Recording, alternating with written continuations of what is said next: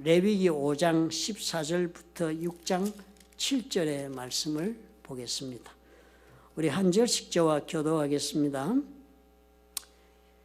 여호와께서 모세에게 말씀하여 이르시되 누구든지 여호와의 성물에 대하여 부지 중에 범죄하였으면 여호와께 속건제를 드리되 내가 지정한 가치를 따라 성소의 세겔로 몇 세겔 은에 상당한 흠없는 숫 양을 양떼 중에서 끌어다가 속건제로 드려서 성물에 대한 잘못을 보상하되 그것의 5분의 1을 더하여 제사장에게 줄 것이요 제사장은 그 속건제의 숫 양으로 그를 위하여 속죄한즉 그가 사함을 받으리라.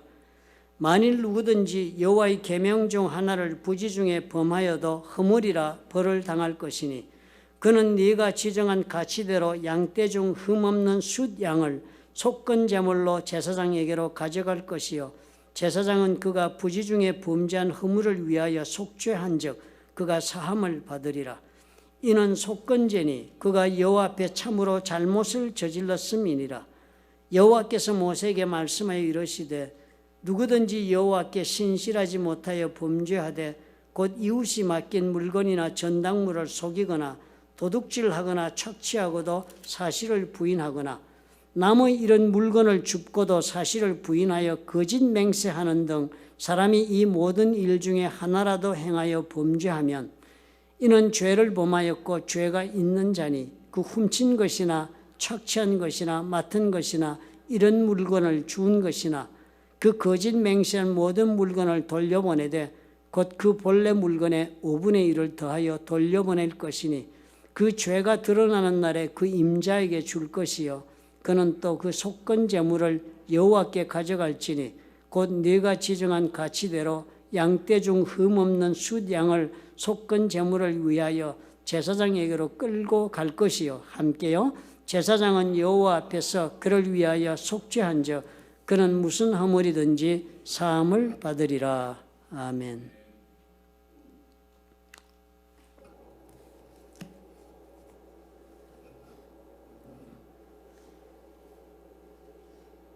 큐티 묵상집을 따라 이제 레위기를 읽다가 오늘 이렇게 읽어보니까 어떻게 해요, 여러분?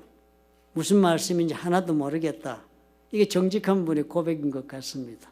왜 같은 말을 자꾸 반복하고 있지? 이 단어들은 도대체 뭐야? 속건제는 또 뭐야? 뭐 이런 질문이 생깁니다. 대단히 읽기가 어려운 책이 레위기입니다. 저도 레위기 그렇게 좋아하지 않습니다. 그런데요, 제가 기억을 해봐도 그래서 그런지 성경 공부 시간에서는 레위기를 언급한 적도 많고 다른 챕터도 많고 그랬는데 레위기 본문을 가지고 주일 설교를 한 적은 거의 없다 이런 생각이 듭니다. 제가 지금 20년 넘어 하고 있는데요. 집에서 묵상을 하면서 따라오고 계신 분들도 아마 많이 어렵다 그렇게 생각할 겁니다. 참 우리 목사님 왜 이렇게 자꾸 무리한 일을 하시나 이런 원망의 그런 마음을 다 막 품고 그렇게 바라보기 딱 좋은 챕터가 불과 지금 몇 달 만에 닥쳤으니까 묵상에 버릇도 들이기 전에 낭패를 지금 당하고 있는 분들도 많을 것입니다. 지금은 전혀 우리들이 집행하지 않는 제사 이야기가 나오잖아요. 그러니 그 시작부터가 대단히 시대적인 감각이 전혀 없습니다. 이 레위기가.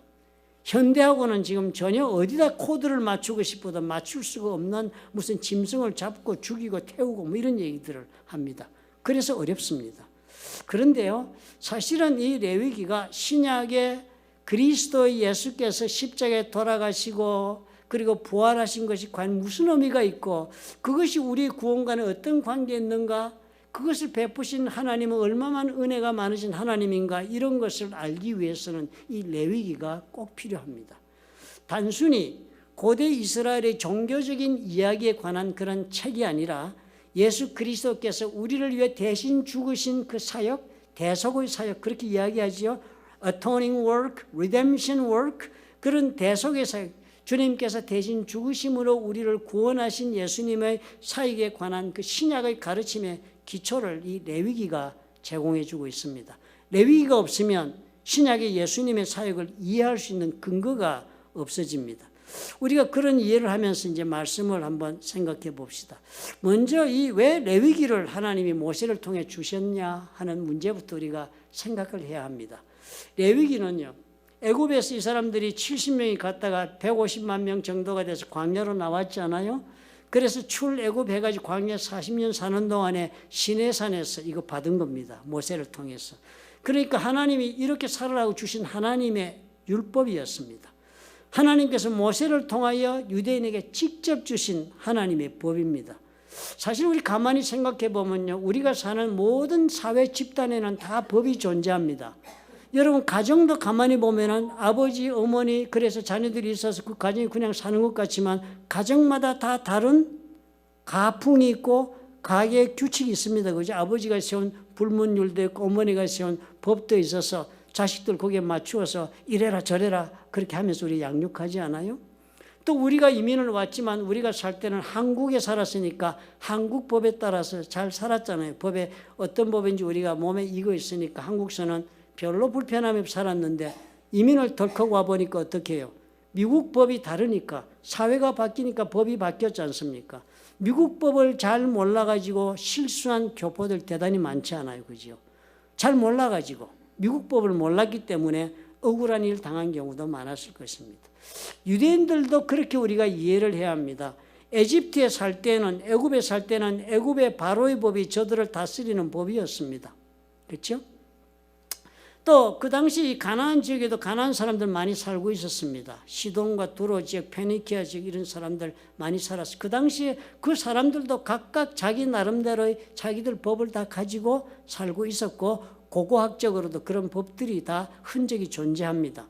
또 바빌론, 그 바빌론은 특별히 함무라비 대왕이 제위할 때 그때 세운 법이 그 돌 비석에 그 법 286조가 새겨져 있는 그런 방대한 법전이 발견되고 이래서 벌써 이 레위기 모세의 율법을 주기 300년 전에도 이미 그 중동 땅에는 그런 놀라운 법체계가 존재하고 있었습니다. 그런데 그런 법칙이 존재하고 있는 세상이기 때문에 하나님께서 이 사람들을 광야로 끌어내어서 이제 가나안 땅에 들어가서 하나님이 주시는 하나님이 다스리시는 그런 나라를 세우고자 지금 계획하셨기 때문입니다. 그러니까 뭐가 필요해요?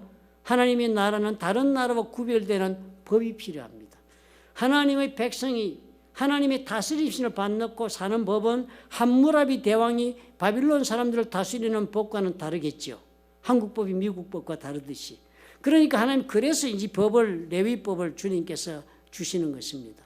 하나님은 이스라엘 백성들이 가나안 땅에 들어가서 어떻게 살기를 바랐다고 우리가 성경을 통해 배웠습니까? 하나님이 다스리시는 백성, 하나님이 다스리시는 나라, 신정 왕국이 하나님의 꿈이었습니다. 그래서 이스라엘 백성들에게 광야에서 그 훈련한 겁니다. 그리고 가나안 땅으로 들어가서는 정복을 다 시키고 나서도 왕을 세우지 않았습니다. 사사들로만 다스리고 하나님이 꿈을 펼쳐나갔는데 결국은 이 사람들이 어떻게 해요? 왕을 달라 그러면서 역사가 바뀌기 시작합니다. 그렇기 때문에 근본적으로 이 레위법은 하나님께서 주신 유대인들에게 하나님이 다스리시는 나라의 백성들로 살게 만들기 위하여 주신 법입니다. 그러니까 고대 다른 율법에 있는 나라들과 이렇게 가만히 보면요. 지금 우리 이 율법 레위기에 나오는 율법의 그 제사 방법 보면 짐승을 잡아서 죽이고 불태우고 피를 쏟고 이런 제사 방법이요. 고대 사회들이 다 같이 있었습니다. 우리가 성경 읽으면서 다 착각이 쉬운 건데요. 창세기나 레위기나 혹은 예수님 말씀하신 모든 것은 이 세상에 어느 누구도 말하지 않은 것을 처음 말하는 걸로 우리는 생각하기 쉽습니다. 왜냐하면 하나님이시니까라고 생각. 그런데 대단히 그렇지 않습니다. 이미 고대사는 여러 번 생각해 보면요. 할례에 관한 법 같은 것도 아브라함에게 할례를 명하지 않으셨습니까? 할례가 아브라함이 인류 최초로 할례받은 사람 아닙니다. 이미 중동 사회는 할례가 다 행해지고 있었습니다. 이방인들 사이에. 그런데요. 의미가 달랐습니다. 이방인들이 행하는 할례는 다 뭐예요? 자기들이 섬기는 우상에 소속된 종인 것을 표시하려고 몸에 할례를 했습니다. 우상이 나의 주인이다라는 표시로 할례를 했습니다. 그러나 하나님이 명하는 할례는 어떤 의미라고요? 똑같은 할례를 하라 그러지만 하나님은 새로운 의미를 부어주었습니다. 그것은 너와 나의 언약의 징표다. 너와 나 사이에는 약속이 있다는 표시로 네 몸에 할례를 해라. 의미가 완전히 달라집니다. 그러니까 레위기에 나오는 이 제사 형식들요. 다 우상을 섬기는 날에 다 있습니다. 그러니까 여러분 그것 가지고 당황하지 말으셔야 합니다. 뭐 여기 나오는 모든 뭐 거룩한 땅이니 성산이니 성전이니 뭐 이런 것 다 우상 섬기는 사람 다 있고, 제사장도 우상 섬기는 제사장 다 있지 않습니까? 그런데 이 모든 것들은 유대인들이 가나안의 나라를 세기 훨씬 이전에 고대 중동에서 수세기 동안 공통적으로 있던 것이지만, 하나님께서는 이 모든 것을 저들이 채택하게 하면 이 사람들은 어떻게 해요? 그것이 다 자기들이 삶에 이해되는 일들입니다. 짐승 가지고 제사 지내는 거 우리 잘 알지. 그거 신을 위해서 신에게 짐승을 죽여서 신의 진노를 달래고 내가 복을 달라고 그렇게 제사 지내는 그런 제사 알지. 다 알고 있는 겁니다. 우리만 지금 모르지요. 우리는 이런 시대를 안 사니까. 그런데 이 사람들은 그런 중동 사회를 지금 살고 있기 때문에 애굽에서 제사 지낸 것도 받고 가나안 땅에 들어가서 제사 지낸 것도 보고 다 보고 그렇게 사는 사람들입니다. 그러니까 그렇게 동일한 그런 형식과 동일한 그런 제사의 구조를 다 가진 것을 하나님께 채택하니까 일단 이 사람들은 자신들의 생활 용어로 다가옵니다. 이 레위 법전이 우리처럼 생소하지 않아요. 이 고대 유대인들에게는 그런 거 아는 얘기를 지금 하나님이 하시구나. 그런데 뭐예요? 내용을 하나님이 다시 새롭게 부어주시는 것입니다. 그러니까 이스라엘 백성들이요, 다른 족속들과 자기들이 비슷한 일을 하는 것 같이 그렇게 해서 이해하고 있는 것이지만 근본적인 차이점을 하나님이 계속해서 이 레위 법전에서 설명해 주고 있는 것입니다. 진정 살아계신 하나님에게 초점을 두고 이 제사를 드리면 어떤 일이 벌어진다라고 레위기는 다르게 설명해 주고 있습니다. 다른 말로 표현하면요, 하나님께서는 오래된 포도주 가죽 푸대에다가 새술을 담고 지금 계신 것이다, 이렇게 이해를 해야 합니다. 그래서 같은 희생제사를 드리고 있는 것 같아도 내용이 다 다릅니다. 같은 예배를 우리가 드리는 것 같아도 우리의 믿음의 정도에 따라서, 믿음의 내용에 따라서 우리 드리는 예배가 다 달라지는 것과 똑같습니다. 이스라엘이 드리는 제사는요, 다른 우상 사람들이 드리는 번제제사는 모양은 같지만 의미가 다릅니다. 그들은 신의 진노를 제고 복을 받기 위한 거지만 이스라엘 사람들은요, 하나님 앞에 속죄 제물을 드려서 그 희생 제물을 드려 자신의 죄를 사함받아 하나님과의 관계를 회복하고 하나님의 자녀된 삶을 누리기 위한 기회를 얻기 위해서 드리는 제사가 됩니다. 우리가 이것에 초점을 맞추고 레위기를 보기 시작을 해야 합니다. 살아계신 하나님께서 이스라엘 가운데 거하시기 위해서 이 제사를 드리라는 겁니다. 또 하나님께서 그래서 너들 가운데 지금 거하고 계시기 때문에 이런 제사들을 계속 드려야 한다라는 데 우리가 초점을 두고 이해하도록 그렇게 접근해야 합니다. 그걸 설명해 주고 있는 것이 레위기입니다. 그래서 레위기는 이스라엘 사람들을 어떻게 해요? 하나님의 백성답게 살도록 만드는 것이 레위기의 목적입니다. 주변 국가와는 그래서 다르게 살도록 주신 법입니다. 그러나 이제 이 레위기가 오래된 법전이니까요, 우리가 이해할 때는 그때가 언제입니까?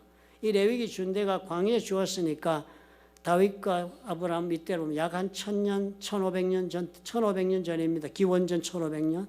그 지금으로부터 약 3500년 전에 제사 기록의 문서입니다. 3500년이요. 강산이 변해도 350번은 변했습니다. 10년이면 한 번씩 변하는데.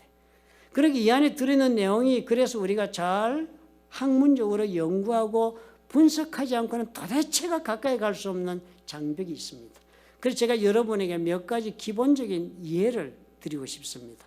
이 안에는 법인데요, 다 레위기 법이죠. 법에 세 가지 종류가 섞여 있습니다. 세 가지 종류가. 첫째, 도덕법이 적혀 있습니다. 그 도덕법이라는 건 우리의 양심에 기초한 인간답게 살아야 하는 윤리법입니다. 사람이라면 누구나 다 양심이 있고 그 양심에 따라 윤리적인 삶의 수준이 있습니다. 그죠? 그것은 하나님을 알거나 모르거나 다 공통적입니다. 어느 사회든지 간에 살인은 죄지요. 그렇죠? 예수 믿는 사회나 하나님 모르는 사회나 살인은 죄다. 우리 하나님께서 말씀하시기를 10계명에도 살인하지 말라 죄라고 그랬습니다. 그죠? 어느 사회나 남의 것 막 강제로 뺏어가면 그 죄지요. 이런 것들이 다 어떻게 해요? 모럴로 도덕법에 해당합니다. 하나님께서 그런 법을 레위기에 많이 넣어놓았습니다. 하나님의 자녀로서 이 법은 이 모든 삶의 양심의 기본이 되고 삶의 기본이 된다는 법은 영원히 불변하는 그런 법들입니다. 그러니까 레위기의 그런 법들은 지금도 어떻게 해요? 하나도 한 줄도 가감 없이 우리 삶에 그대로 적용할 수 있고 또 적용해야 하는 법들이 들어있습니다. 또 그 외에 다른 법이 또 하나 있는데요, 사회법입니다. 어느 사회든지 법 없는 나라가 없다고 그랬잖아요. 그죠?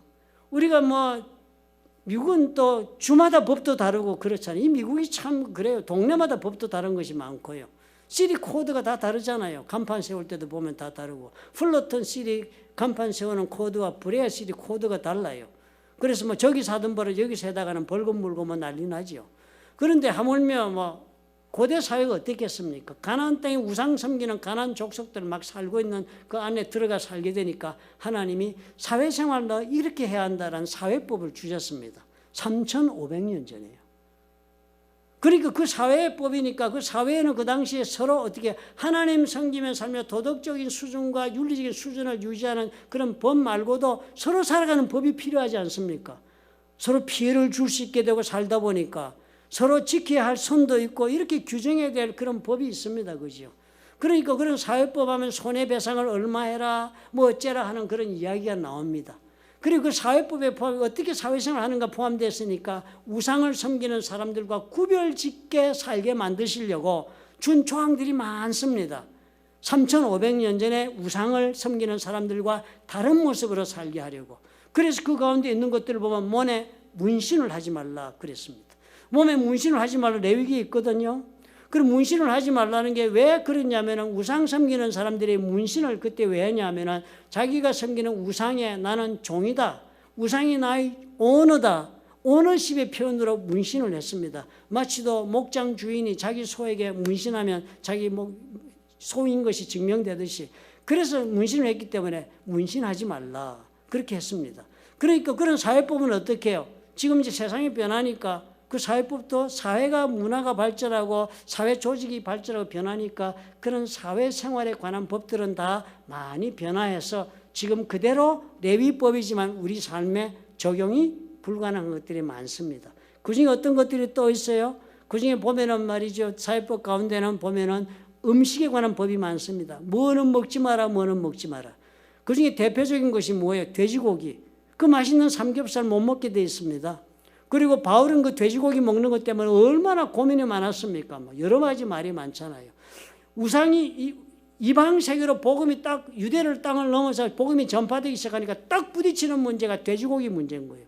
모든 사람이 돼지고기를 즐겨 먹고 살고 있는데 그런데 왜 그때 돼지고기를 금했을까? 우상을 섬기는 사람들이 제물이요. 하나님을 섬기는 사람들은 소 혹은 염소, 양으로 제물을 드리는데 우상 섬기는 사람들은 돼지를 드렸습니다. 그 돼지를 드리니까 거기서부터 구별되게 하기 위하여서 우상 섬기는 사람들과 삶이 달라야 하니까요. 요즘 영어로 얘기하면 라이프 스타일.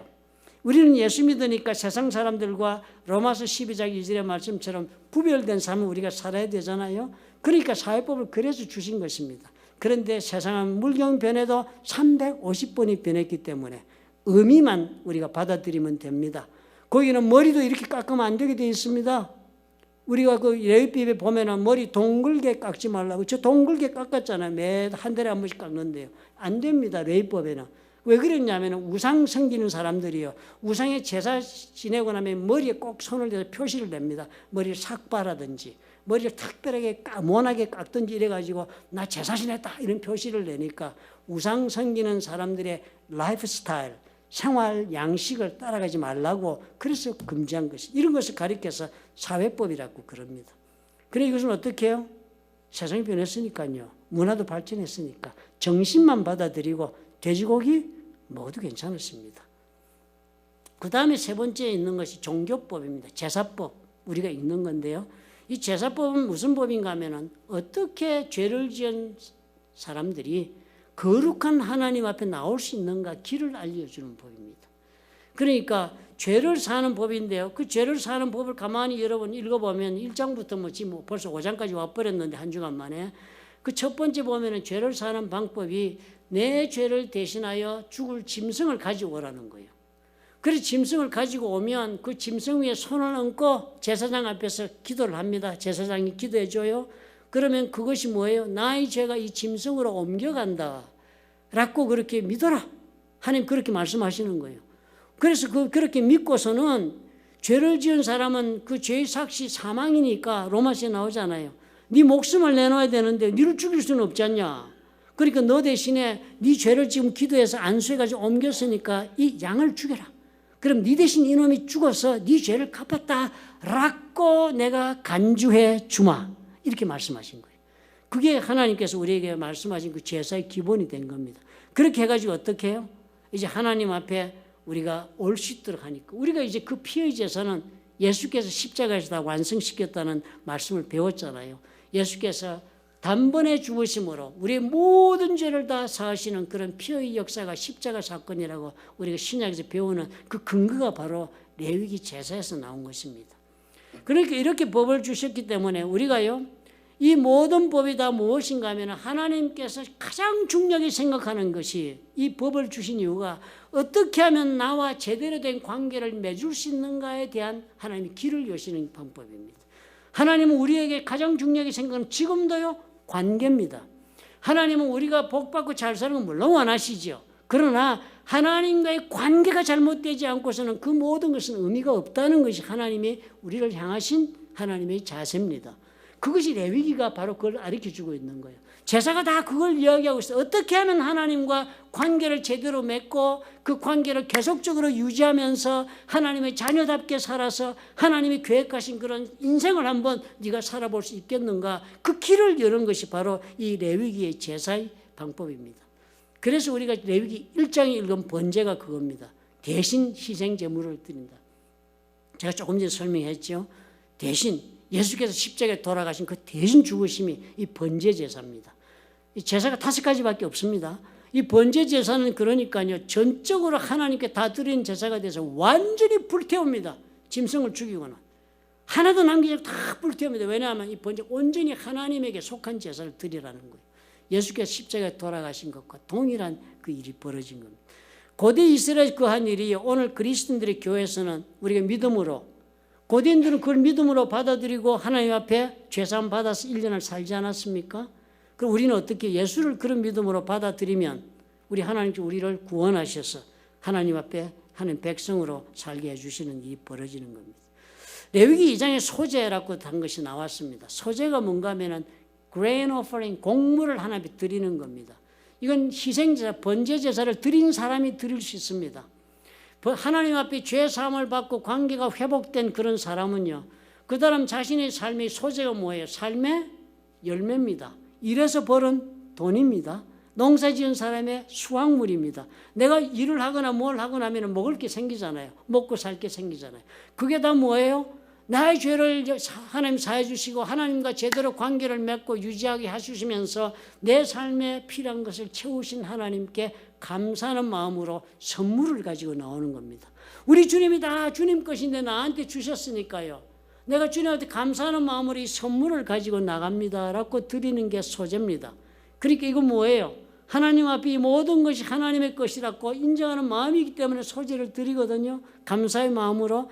그렇게 드리기 때문에 그 소제를 드리는 것은 어떻게 해요?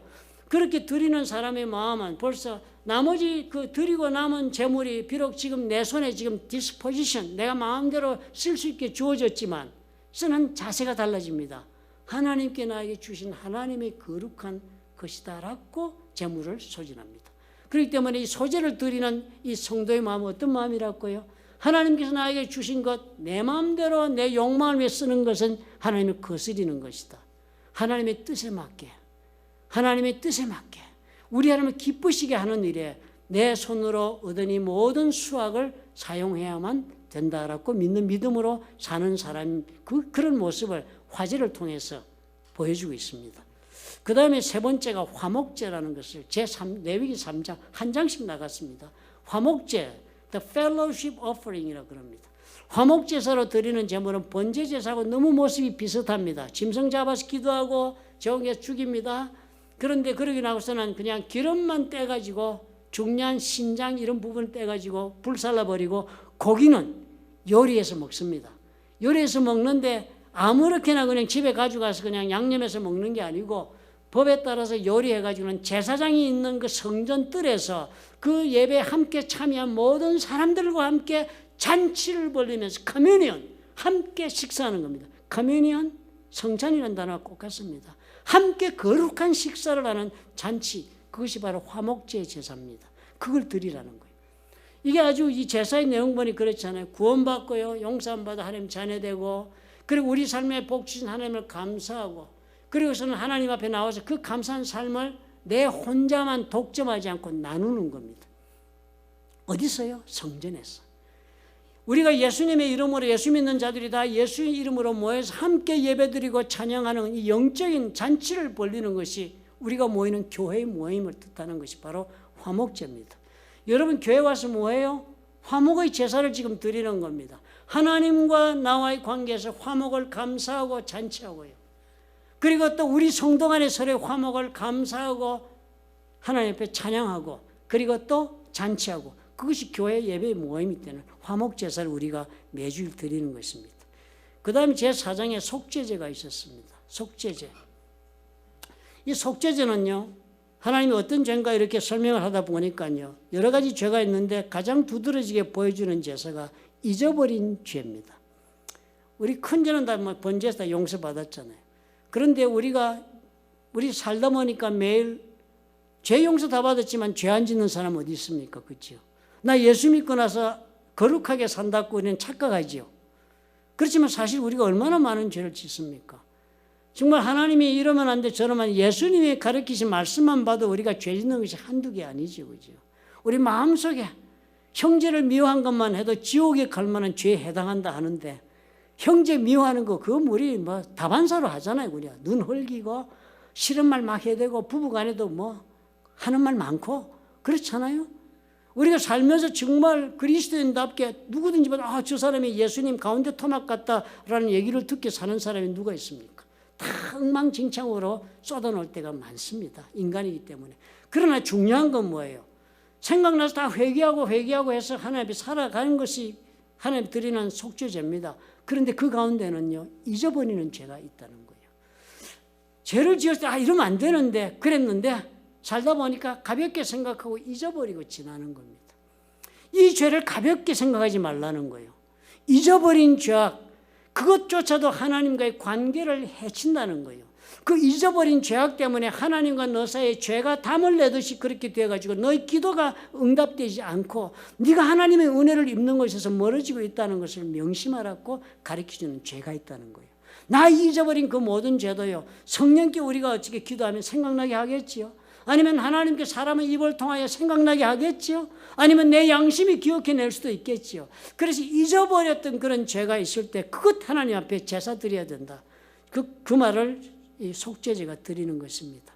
요한일서 1장 9절의 말씀이 만일 우리가 우리 죄를 자백하면 그는 미쁘시고 의로우사 우리 죄를 사하시며 우리를 모든 불의에서 깨끗하게 하실 것이다.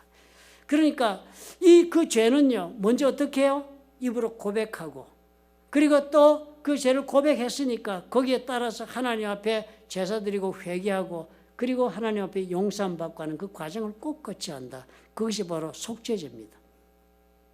그래서 네 가지 제사, 마지막 제사가 오늘 우리가 본 속건제라고 하는 것입니다. 저도 이 속죄제, 속건제 말이 비슷해서 잘 몰라요. 늘 혼돈을 합니다. 그 영어책을 보니까요, 영어책에 아주 쉽게 설명, 속건제라고 얘기하면 속죄제 그러면 영어로 sin offering, 그리고 속건제 그러면 guilt offering. sin하고 guilt의 차이가 뭐야? 헤아려지지가 않는 거예요. 아무리 그걸 헤아리려고 해도 정의를 내릴 수 없어. 그랬더니 책에 보니까 이런 설명을 했어요. reparation offering, 즉 보상의 제사다. 보상의 제사.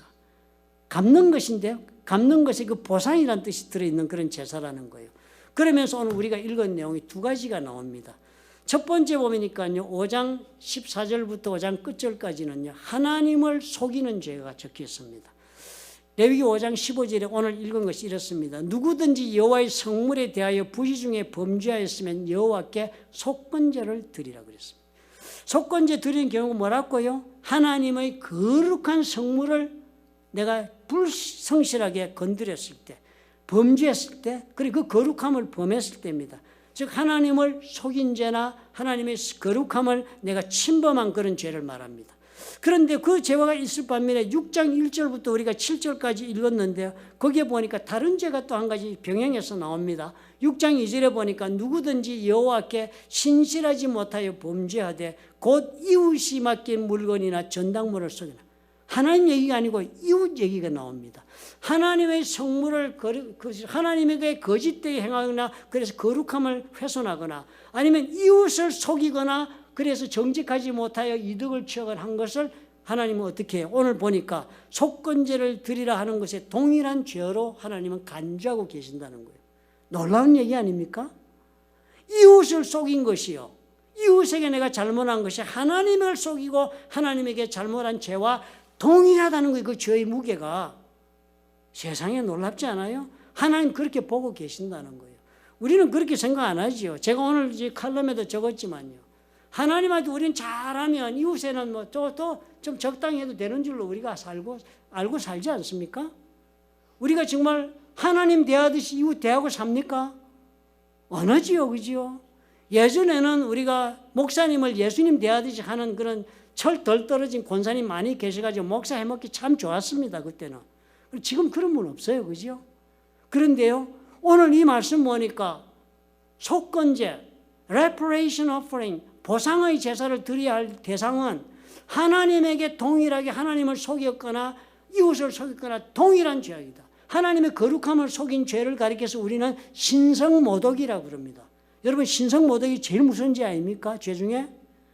하나님의 거룩함, 즉 하나님을 속인 죄와 이웃을 속인 죄는 다 신성모독의 죄라는 거예요. 두 경우 다 가벼운 죄가 아닙니다. 그죠? 그렇기 때문에 이 죄도 반드시 하나님 앞에 특별한 제사를 드려서 해결봐야 하는데 이 제사는 절차가 분명하게 명시합니다. 첫 번째, 공중에서 in public 사람들 앞에서 너의 죄를 고백해라. 자신의 죄를 고백해야 된다는 거예요. 사실 이거 어렵습니다. 그죠? 우리는 회개는 나와 하나님 사이의 문제라고 생각하고 살지요. 우리 와이프한테 그렇게 많이 대듭니다. 우리 와이프는 나보고 당신 이런 문제 회개 안 한 것 같아. 그러면은 당신이 관여할 문제가 아니지. 회개는 나와 하나님의 문제지 그랬는데요. 여긴 보니까 정 다른 얘기를 하는 겁니다. 공중 앞에서 회개하라는 거예요. 이 죄사함 받으려면 이 회개가 공중 앞에서 이루어져야 한다. 참 그래서 우리가 자신에게 관대하고 이웃에게 좀 잘못하면 가볍게 넘어가는 거 이거 안 된다는 거예요. 이웃에 대하여 하는 것도 다 어떻게 해요? 죽게 하는 것과 똑같다고 예수님 말씀하고 있는 신약에 이거 나오지 않아요. 양과 염소의 비유. 마지막 날에 모든 예수 믿는 사람들 얘기입니다. 예수 믿는 사람들 예수님이 다 불러 모은대요. 심판대 앞에 다 불러 모아서 양과 염소로 쫙 나눈대요. 그 양과 염소로 나누면서 주님이 그러시는 거예요. 나누는 기준이 내가 배고플 때 먹여주었느냐, 내가 목마를 때 마시게 했느냐, 내가 헐벗었을 때 옷을 입혀 주었느냐, 내가 옥에 갇혀 고통당하고 있을 때 찾아와 봐 주었느냐, 내가 병들었을 때 와서 위로해 주었느냐. 이게 기준이라는 거예요. 그러니까 그래서 양을 착 넣으면 너거는 그랬다 하고 양을 놓고 너건 안 그랬다 하고 염소를 왼편에 놓으니까 오른쪽에 그랬다라는 말을 들은 사람들이 주님한테 대답을 합니다. 주여, 우리가 어느 때에 주께서 줄이신 것이나 목마르신 것이나 나그네 되신 것이나 헐벗은 것이나 병드신 것이나 옥에 갇히신 것을 보고 공양하지 아니하더이까? 공양하였나이까? 그렇게 물었습니다. 그러니까 주님 뭐라 그랬습니까? 너희들이 이 작은 소자 한 사람에게 한 그것이 바로 그 물 한 잔에 대접한 그것이 바로 나에게 한 것이다 그랬습니다. 염소에 있는 사람들이 염소에 있는 사람들은 막 주님께 항변했습니다. 우리가 언제 주님께 안 한 적이 있었습니까?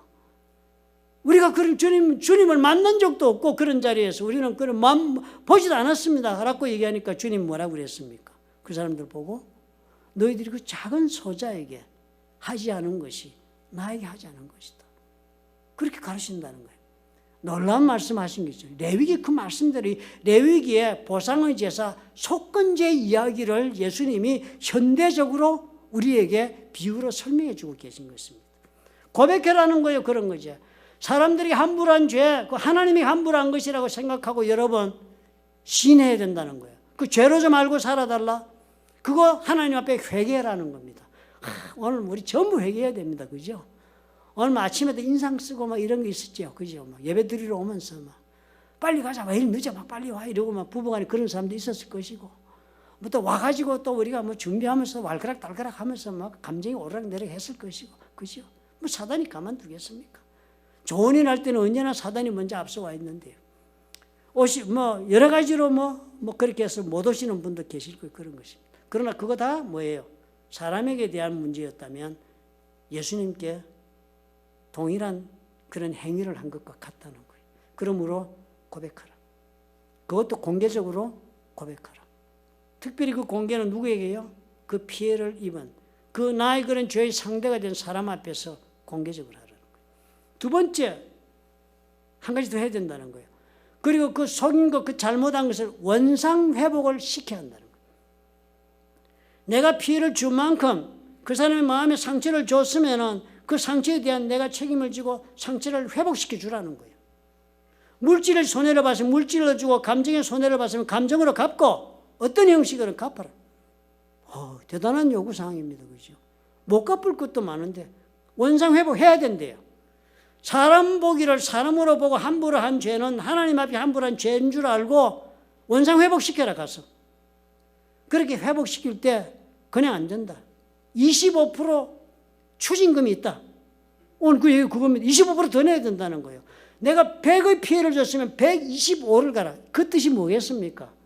넉넉하게 상대방이 족하다 이길 만큼의 용서함을 구하는 보상행위를 해야 된다는 거예요. 사과도 그렇게 해야 되고 정말 무릎 꿇고 빌렸으면 그렇게 빌어야 되고 물질 갖다 갚겠으면 그렇게 갚아야 되고 마음으로 용서를 빌고 정말 하겠으면 그렇게 감정적으로 그렇게 해야 돼. 풍성하게 상대방이 됐어 할 정도로 해야 된다는 거예요. 그런 보상까지 해야 되는 것이 속건제 제사다. 예수님 뭐라 그랬습니까? 예수님 이 말씀 그대로 적용해가지고 우리 가르친 말씀이에요. 마태복음 5장 23절.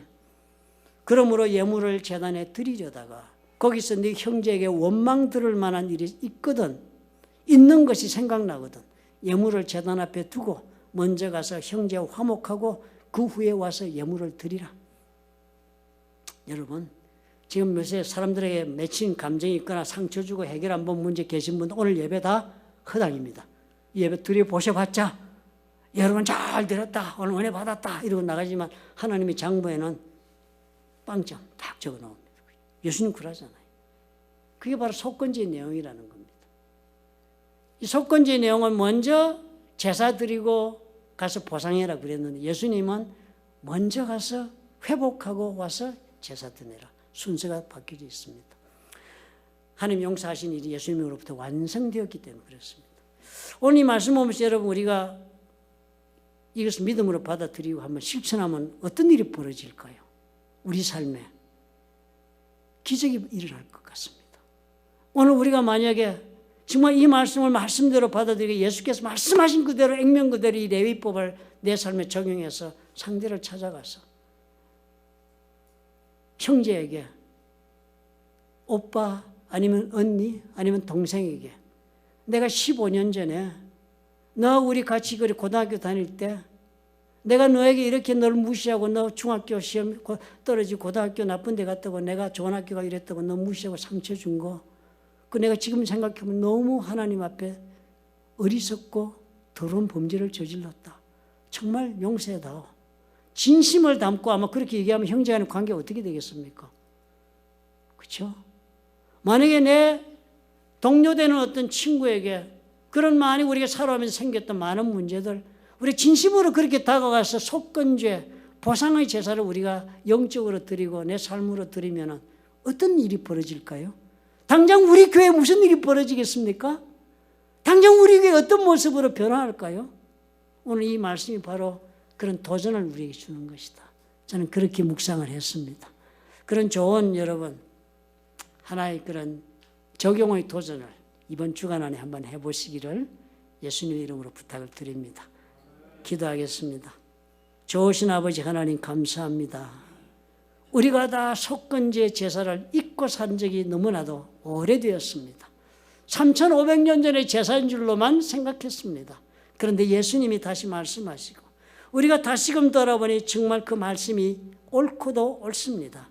주님 도와주옵소서. 기억나게 해주옵시고 또 상처 주고 손해 끼친 것을 우리 하나님 갚을 수 있는 길을 우리에게 열어주시며 하나님께서 인도해 주시고 또 주님께서 치유하시고 회복시켜 주시옵소서. 예수님 이름으로 감사하고 기도합나이다. 아멘.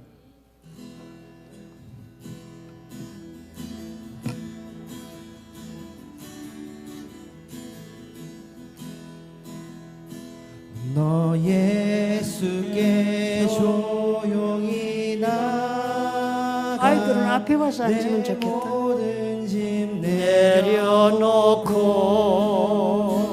주 십자가 사랑을 믿어 죄사함을 너만. 우리 한번 더 너 예수께 조용히, 너 예수께 조용히 나가 내 모든 짐 내려놓고 주 십자가 사랑을 믿어 죄사함을 너 받으라. 주 예수께 조용히 나가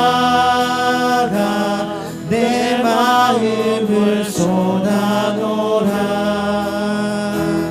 늘 은밀히 보시는 주님, 그 은혜를 베푸신 주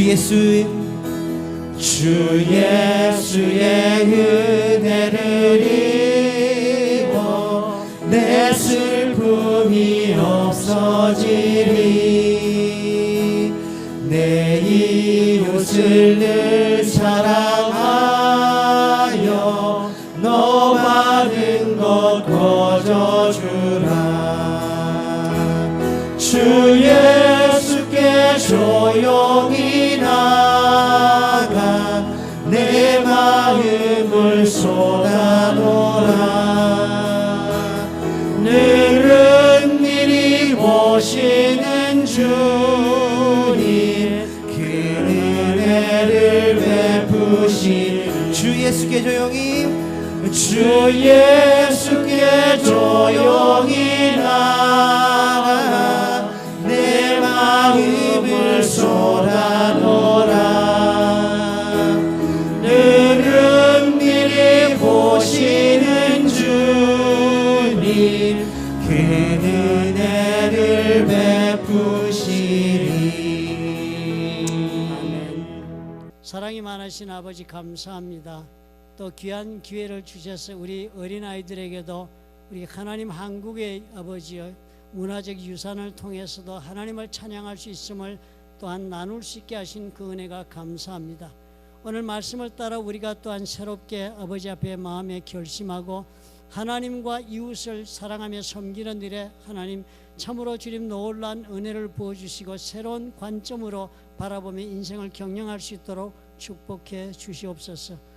이 믿음을 가지고 이 자리에 일어서는 하나님의 사랑하는 자녀들과 또 그들의 생업과 가정 위에 보혈로 값지고 세우신 플러튼 좋은 교회와 오늘 특별히 함께 와서 아버지 앞에 국악으로 찬양을 드린 하나님의 사랑하는 귀한 아버지 앞에 쓰임받는 영혼들과 그들의 또 사역 위에 우리 하나님 지금부터 예수 그리스도의 무한하신 은혜와 예수 하나님 아버지의 극진하신 사랑과 보혜사 성령님의 교통하심이 영원토록 함께 하시기를 간절히 축원하옵나이다.